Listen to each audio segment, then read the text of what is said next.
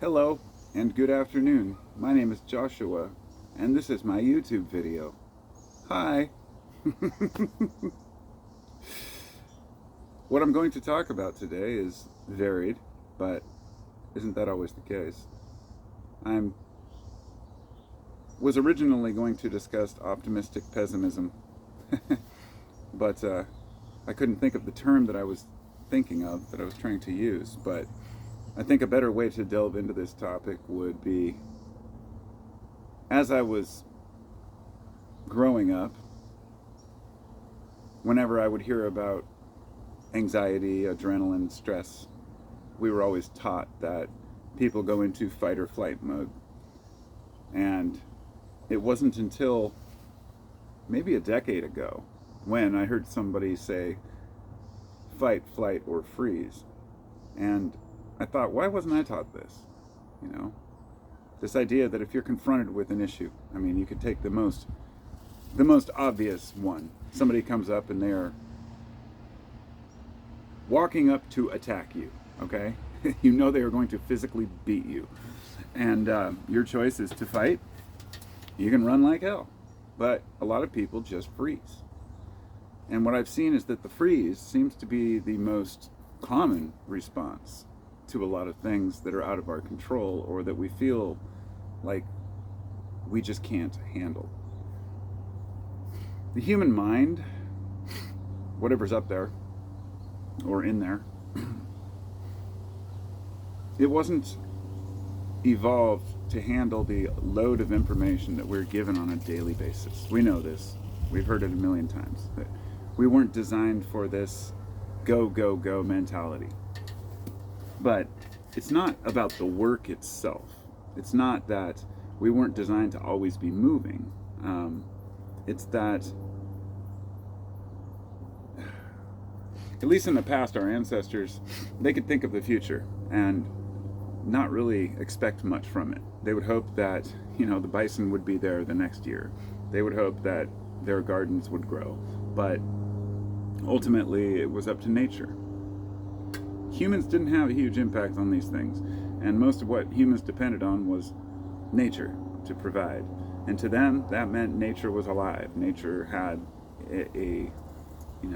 was God, if you will. And so worshipping nature became pretty common throughout history, whether, ceremonial, worshipping the stars or whatnot, because it was all that we really had to just ask and hope and pray for what we needed in the future. But it was very simple. It was food, it was shelter, okay? And this changed during the Industrial Revolution when working no longer became about just providing enough food for yourself. I mean, this started way back with, in Europe with the, when the landowners, let's just say before there were landowners, there were people. People lived on the land, they worked. The peasants worked, they farmed, they grew their own food. Then somebody declared, I am the government of this area, therefore I'm taking your farm. I'm going to force you to produce a certain amount of food. To keep your farm, you have to give me a percentage of that food. So the king would get a certain amount. And this was early taxes, if you will. And no matter how you look at it, in my opinion, the tax is theft. It's theft. Wage tax is theft. But taxing on goods and services, the way we do it today is so convoluted and interconnected that I couldn't even begin to touch on that topic. But let's just say it became more about gaining than survival. Now, there have always been people who wanted more than others. This has always been part of society. But there was, let's just say, in the, maybe, let's go back 40,000 years, 50,000 years, right? These tribes, which were probably bigger than we expect them to be. They found a lot of evidence of larger cities than we expected, or, villages, if you will.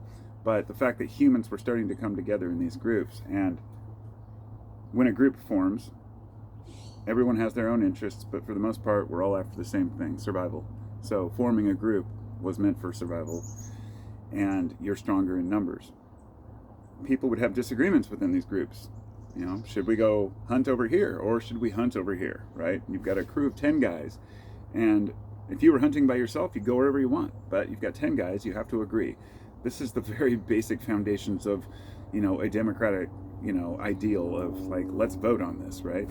But we found that it didn't do much good if 9 out of 10 of these guys were morons and knew nothing about hunting.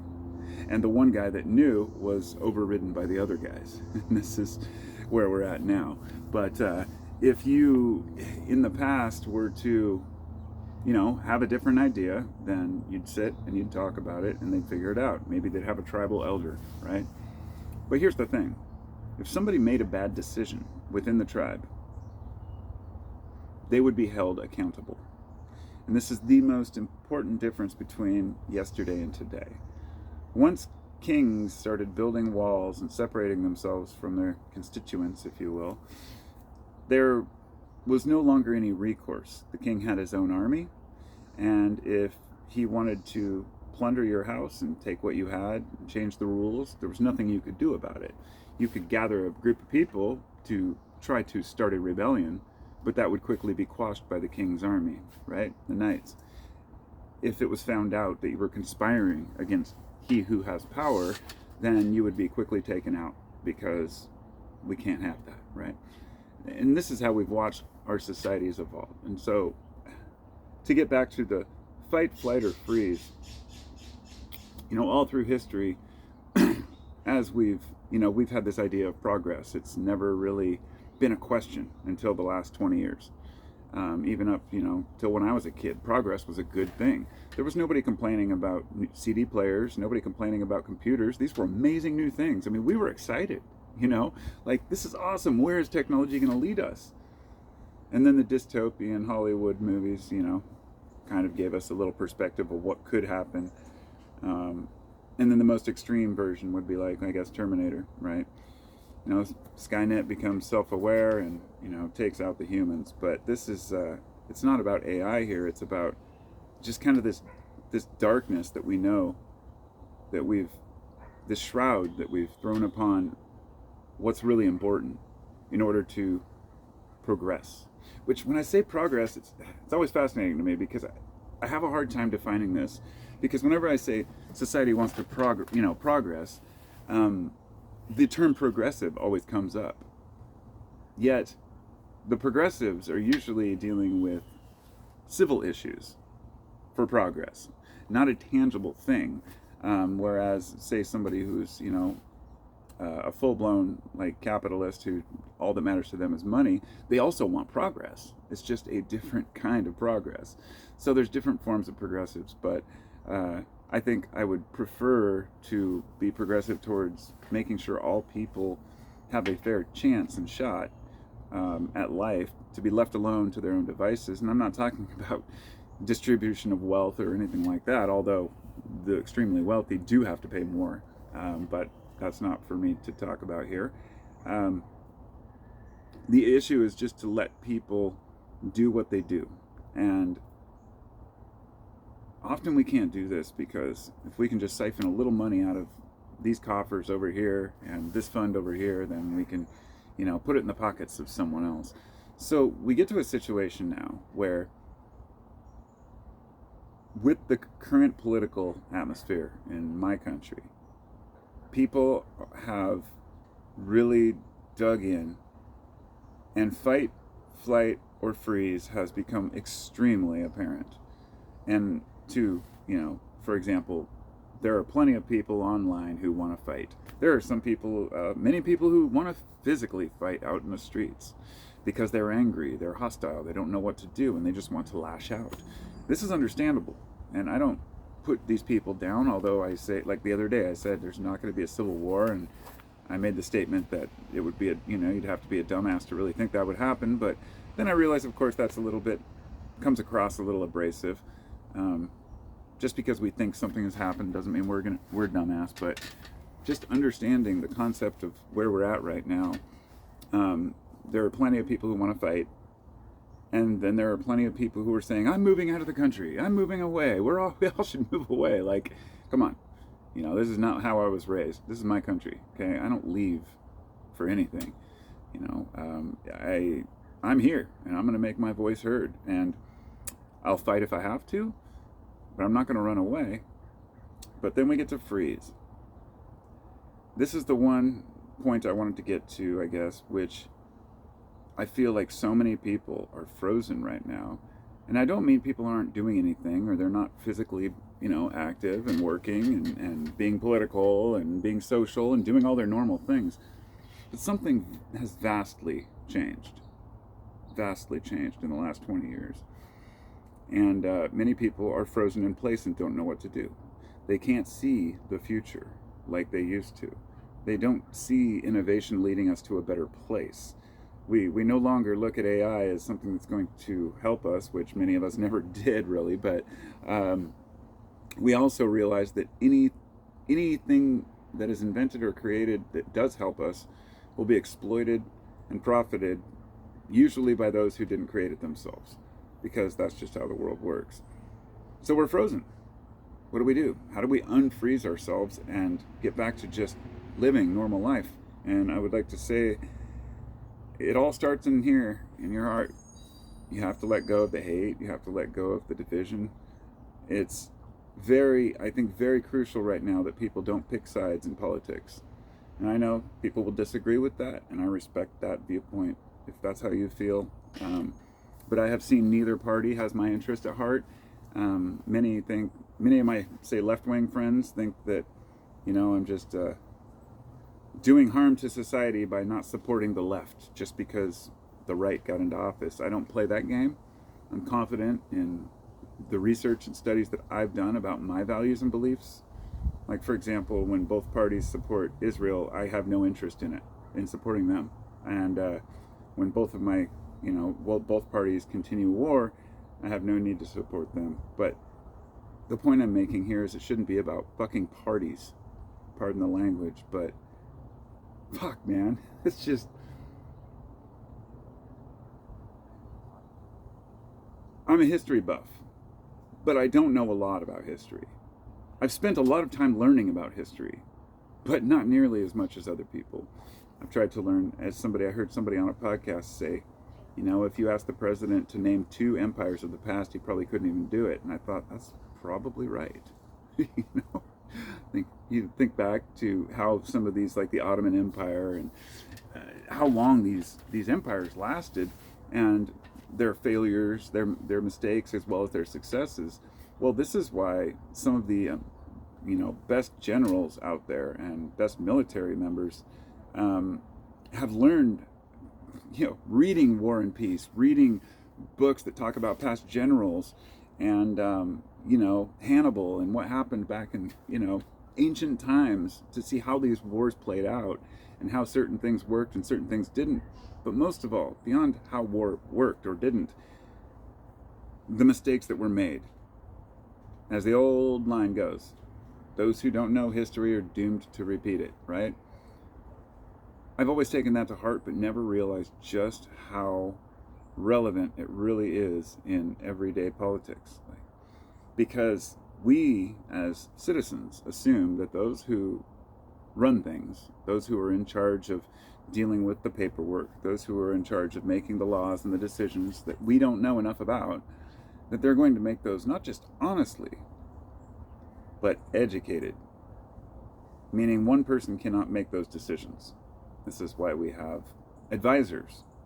This is why no man makes his own decisions in a company. You have a board of advisors, you sit down and you talk about things. People might bring up something you didn't realize, but it's important right now to get unfrozen. To thaw yourself out from whatever situation you may be in.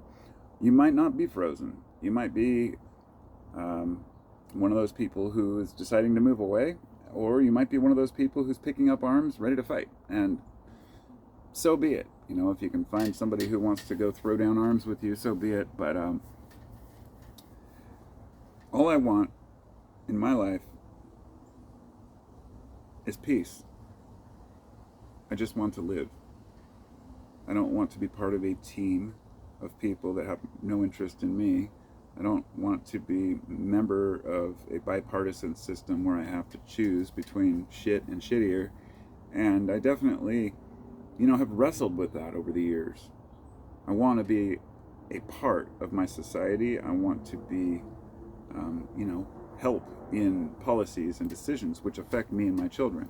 So I understand the importance of that. But then you see things like the Electoral College or gerrymandering. Look back at, in history at redlining and the way that other cultures were treated. And now that we talk about that, it's just kind of like, nope, we're rewriting history, and America has always been this amazing, exceptional nation where everyone is great. American exceptionalism is the biggest fucking lie that we've ever been fed. And that doesn't mean I don't love my country. I'm here, and I plan to stay here. But it's not about the decisions that those in power have made that make it great. It's people like you that get up and go out, make the machines work. You drive the damn trucks. You deliver the goods. You stock the goods. Whatever you may do, you're part of a society helping to operate. Even though it's maybe not a system that we like, maybe it doesn't work the way we want, maybe we would prefer to have organic farms everywhere and local produce and communities where everybody actually cares about each other, but that's not reality. That's not where we're at. So it comes down to using what you have. You find the silver lining in anything. I remember years ago saying, I really don't want to even be part of this bullshit capitalist, system. And I don't recall, maybe if I just heard somebody say it on a podcast or, a video or something, or if somebody told me this in person, but they said you're looking at, you got to look at it like you're in the system, okay? Let me just say, it's kind of like you're on the river, you're in a canoe. You could sit there and flail your arms and say, I don't want to be part of this river, right? Or you could start paddling like hell and figure out which direction you want to go. And you might not be able to get where you want, to the safest place, but at least you can see a little bit ahead to see where you're going to go. I don't know. I like stupid metaphors, but you have to be able to steer your own ship to some extent, even if the wheel's broken. No, there's no wheels on a boat. I'm talking about the steering wheel, damn it.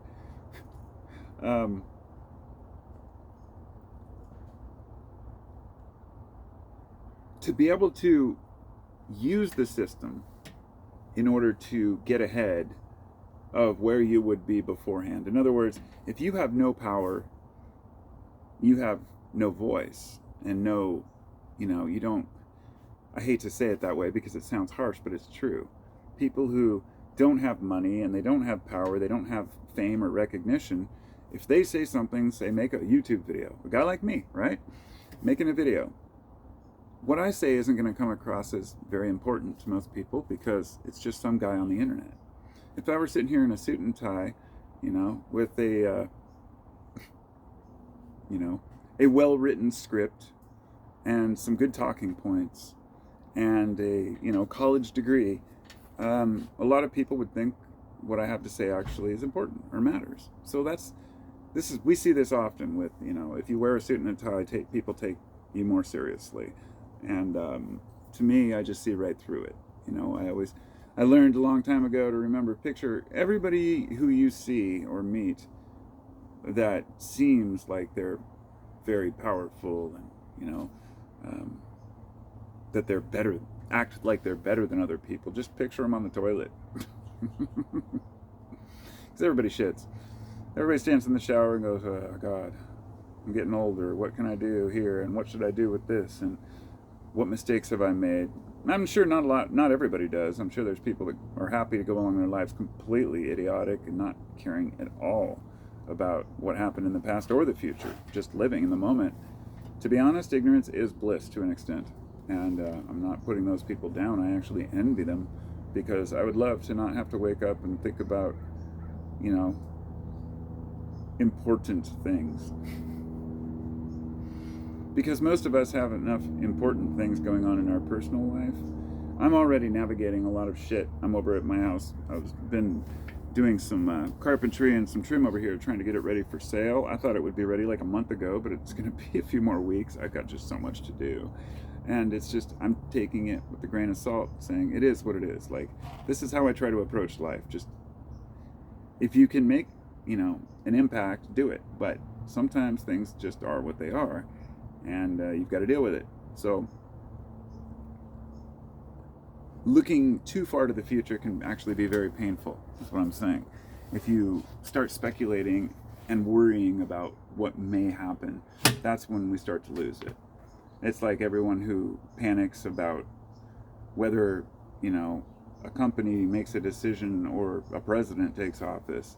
It's always these guesses about what's going to happen, and this could happen, and I just wait for it to happen. You're not going to have any control over it, so you may be able to, scream and rant about something, but it doesn't mean people are going to listen. That's just the thing. People aren't really listening to each other anymore. People just want to hear themselves talk, and when it becomes an argument, it's just waiting to argue back to the guy, and that's why I just walk away from most arguments and just have no real interest in defending my point of view. It doesn't matter. It doesn't go anywhere. It doesn't make any difference. And others may disagree and think that we should always be speaking our mind and raising concerns. It's just not the way I want to live. I think about the things that bother me. I acknowledge why they bother me. Then I ask myself, is that just from some preconceived notion or bias from when I was younger? Am I just projecting my dislike of this person because they have a characteristic that I have, which is very common. When people point something out in others consistently, if it's not true, it's quite often they're just projecting their own, awareness of themselves. It's so bad, I didn't even realize how bad it was until I started really analyzing psychology over the last decade or so. And because, it's not a science, it's just we're studying how humans think. Everybody thinks differently. But there are some common themes, some common thread there that, people do tend to project their own insecurities onto others. So by acknowledging that, you can realize it's often the other person's problem, not yours. And this is how I think people need to look at guys like Trump. The way he's screaming and ranting at people he doesn't like, and talking about corruption and ranting about people who are enriching themselves. He's just telling everybody that's what he's doing, which we already know that. It's not a surprise. And I think we're finally at the point where we can actually say the word Trump without everybody getting their panties in a bind. Because you even mentioned that name a few years ago, and everybody they'd just jump down your throat like, oh, he's the best president ever. Great. That's great. If you like him, that's fine. I despise the dude. I have no interest in anything that he has to offer, because to me, he's a blundering idiot. And this goes back to what I said about having advisors. If you surround yourself with other bumbling idiots, then everything that's decided is going to be idiotic. And that's kind of the point we're at right now.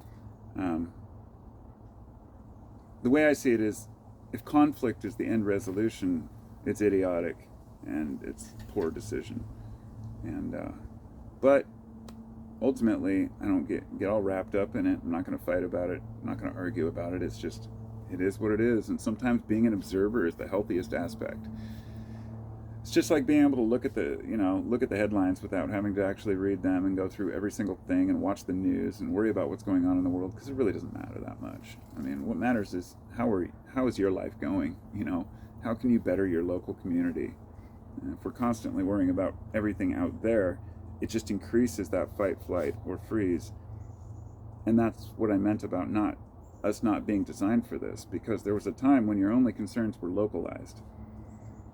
Things could be going really well for us, and then we hear something that's horrible, and we say, oh God, that's horrible.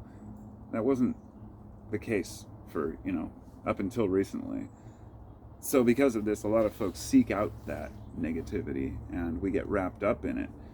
And you see it all the time. People get radicalized. They start, blaming individuals for their problems and why society is the way it is. Because when people panic, they don't know what to do and who to blame. All we can do is just pick up the pieces and try to get going and move along best we can, and unfreeze ourselves. Shut our brains up a little bit.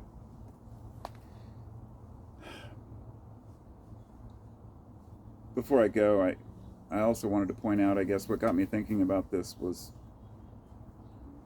somebody I was listening to the other day. He was talking about how we've become so distracted and why everything seems so much more intense now. And it really is those devices. It is those phones that we hold.